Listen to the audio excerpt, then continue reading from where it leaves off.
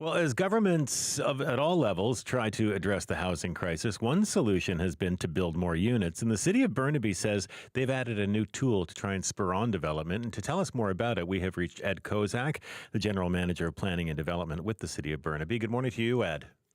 Good morning, Stephen. Thanks for having me on. Thanks for being with us. We appreciate it. The city is taking an approach called the height-based development framework. What is that, and how does it make it easier for developers?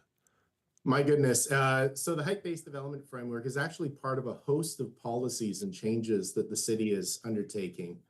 The goal, of course, is to increase the number of units that are delivered to the community, but in a balanced way. So when we look at how development is regulated by cities, it's typically regulated by, or at least the density of development is typically regulated by um, bulk regulations in their zoning bylaw. And a lot of people can't relate to artificial numbers that represent that density, commonly known as floor area ratio, which is really just the amount of development over the size of a site. Right. FSR, So when floors, you, yeah. yeah, floor space ratio, floor area ratio. The problem with that is it to the community and to the person on the street, a floor space ratio of 3 can represent itself as a 4-story building or as a 50-story building, depending on how that density is represented on the site. One of Okay. the things, one of the things that we're doing at the moment is we're into the final stages of our official community plan update. And one of the things that we heard from our community is we want greater transparency in how the city grows. And so a height-based framework does exactly that. It establishes it establishes density in the form of building heights. It makes it simple for the community to understand. It also makes it really simple for the development industry to understand what they can do on a site. And it's part of our overall development approvals process review, which is intended to bring development faster, better, simpler, and much more transparent. I have to be honest, Ed. I don't think I'm understanding this yet. When I look at it from a developer's perspective, I'm a developer. I have purchased a piece of property, vacant or otherwise. I want to build a 20-story apartment building. How does this govern that?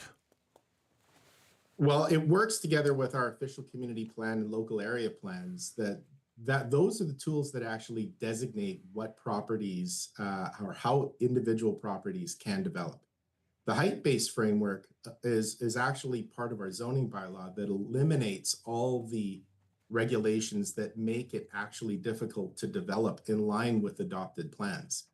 And so designers and developers spend a lot of time figuring out how each square foot is represented on a site. The height-based framework eliminates all of that. Okay, so it expedites the process then. Absolutely. And what about the horse trading that goes on between density and public amenities, CACs? Well, I'm glad you brought that up because it's, as I mentioned, the height-based framework being represented as part of our new zoning bylaw is part of a total package of policies and bylaws that council is currently considering.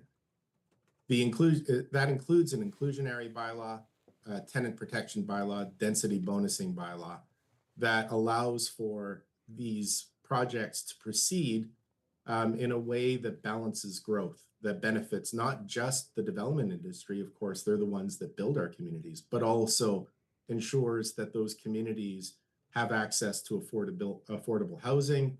It ensures that tenants who are displaced or impacted by development have an opportunity to move into a new unit at a comparable rent. And it ensures that we also have amenities that are delivered through density bonusing. The city of Burnaby doesn't have CACs. We've always relied on density bonusing Right. instead of that. And this is also a partial reaction to provincial mandates that came our way late last year. So to help fund a lot of the growth that is occurring as a result of both the new OCP and the height-based framework, we have adopted new development cost charges as well as amenity cost charges that help ensure that that growth remains balanced over time and that amenities are provided for the community. And what about in what's being built here? Is this going to be a mix of rental housing and condominiums? Yeah, so it would be a mix of not just strata condominiums, but also market rental Purpose-built as rental? well.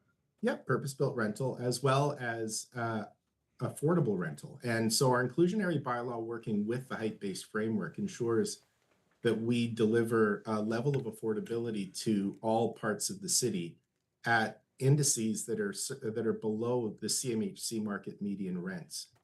So in terms of real affordability, that would be in some cases affordable levels that even BC Housing wouldn't Hmm. fund. And of course, not everybody agrees that you don't build your way out of a housing crisis. What do you think of that? I mean, are these additional rental units, for instance, do you think that that'll put downward pressure on the market and bring rents into line? It's only part of the solution.